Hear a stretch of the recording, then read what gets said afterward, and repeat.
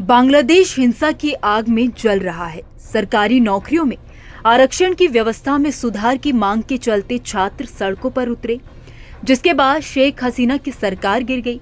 शेख हसीना को पीएम पद से इस्तीफा देना पड़ा और देश छोड़ना पड़ा, जिसके बाद से शेख हसीना भारत में रह रही है। शेख हसीना के इस्तीफे के बाद नोबेल विजेता मोहम्मद यूनुस को बांग्लादेश की अंतरिम सरकार का नेता बनाया गया। ऐसे में अब सवाल खड़ा हो गया है कि क्या शेख हसीना के भारत में रहने से भारत और बांग्लादेश के रिश्तों पर असर पड़ेगा? क्या नई सरकार का भारत के साथ तालमेल बैठेगा? दरअसल शेख हसीना और उनकी पार्टी अवामी लीग को भारत समर्थक नेता के तौर पर देखा जाता रहा है। संकट की स्थिति में उनका भारत आना दोनों देशों के संबंधों की गहराइयों को दिखाता है। हालांकि बांग्लादेश की नई अंतरिम सरकार ने अब ये स्पष्ट कर दिया है कि शेख हसीना चाहे कितने भी वक्त तक भारत में रहे, लेकिन इससे दोनों देशों के द्विपक्षीय रिश्तों पर कोई असर नहीं पड़ेगा। अंतरिम सरकार में विदेश मामलों के सलाहकार मोहम्मद तौहीद हुसैन ने कहा कि बांग्लादेश हमेशा भारत के साथ अच्छे संबंध बनाए रखने की कोशिश करेगा। हुसैन ने जो कहा उसे नई अंतरिम सरकार की भारत से संबंधों पर पहली प्रतिक्रिया के तौर पर देखा जा रहा है। द्विपक्षीय रिश्तों को बड़ा मसला बताते हुए हुसैन ने जवाब दिया, यह एक काल्पनिक सवाल है। अगर कोई किसी देश में रहता है तो उस देश से द्विपक्षीय रिश्ते क्यों प्रभावित होंगे? इसकी कोई वजह नहीं है।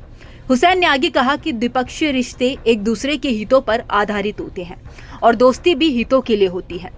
साथ ही कहा कि अगर हित प्रभावित होंगे तो दोस्ती नहीं बनी रह सकती। उन्होंने कहा कि दोनों पक्ष यानी कि बांग्लादेश और भारत के अपने हित है और दोनों ही उसी के आधार पर आगे चलेंगे।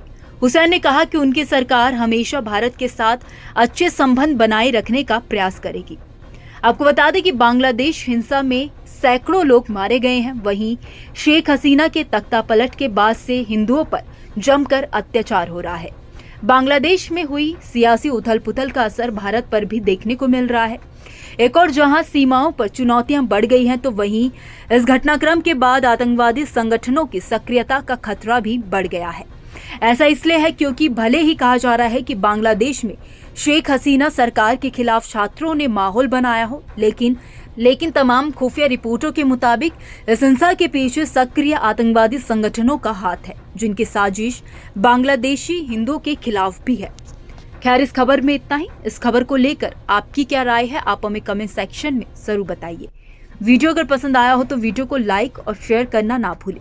बाकी देश और दुनिया की तमाम बड़ी अपडेट्स के लिए देखते रहिए न्यूज नेशन का डिजिटल प्लेटफॉर्म। न्यूज नेशन अब व्हाट्सएप पर खबरों के ताजा अपडेट के लिए न्यूज नेशन के इस क्यूआर कोड को स्कैन करें।